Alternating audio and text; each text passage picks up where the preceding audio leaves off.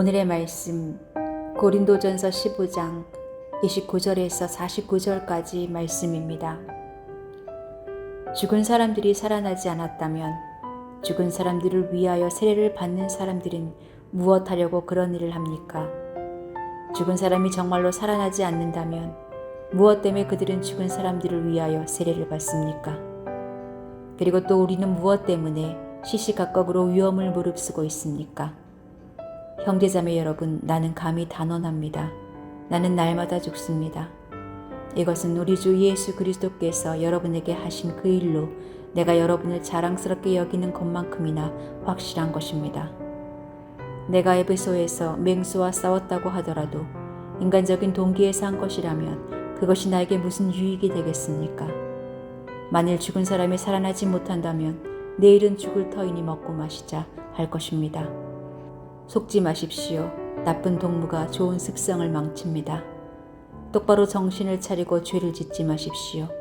여러분을 부끄럽게 하려고 내가 이 말을 합니다만 여러분 가운데서 더러는 하나님을 아는 지식이 없습니다. 그러나 죽은 사람이 어떻게 살아나며 그들은 어떤 몸으로 옵니까? 하고 묻는 사람이 있을 것입니다. 어리석은 사람이여, 그대가 뿌리는 씨는 죽지 않고서는 살아나지 못합니다. 그리고 그대가 뿌리는 것은 장차 생겨날 몸 그 자체가 아닙니다. 밀이든지 그 밖에 어떤 곡식이든지 다만 씨앗을 뿌리는 것입니다. 그러나 하나님께서는 원하시는 대로 그 씨앗에 몸을 주시고 그 하나하나의 씨앗에 각기 고유한 몸을 주십니다. 모든 살이 똑같은 살은 아닙니다. 사람의 살도 있고 짐승의 살도 있고 새의 살도 있고 물고기의 살도 있습니다. 하늘에 속한 몸도 있고 땅에 속한 몸도 있습니다. 하늘에 속한 몸의 영광과 땅에 속한 몸들의 영광이 저마다 다릅니다. 해의 영광이 다르고 달의 영광이 다르고 별들의 영광이 다릅니다. 별마다 영광이 다릅니다. 죽은 사람들의 부활도 이와 같습니다. 썩을 것으로 심는데 썩지 않을 것으로 살아납니다. 비천한 것으로 심는데 영광스러운 것으로 살아납니다. 약한 것으로 심는데 강한 것으로 살아납니다. 자연적인 몸으로 심는데 신령한 몸으로 살아납니다. 자연적인 몸이 있으면 신령한 몸도 있습니다. 성경에 첫사람 아담은 산 영이 되었다고 기록한 바와 같이 마지막 아담은 생명을 주시는 영이 되었습니다. 그러나 신령한 것이 먼저가 아닙니다. 자연적인 것이 먼저요, 그 다음이 신령한 것입니다. 첫사람은 땅에서 났으므로 흙으로 되어 있지만 둘째 사람은 하늘에서 났습니다. 흙으로 빚은 그 사람과 같이 흙으로 되어 있는 사람들이 그러하고 하늘에 속한 그분과 같이 하늘에 속한 사람들이 그러합니다.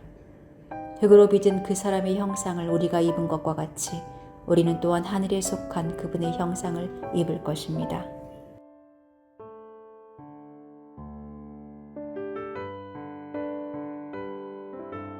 음식을 준비해서 손님에게 내어놓을 때에 우리는 그릇을 사용합니다.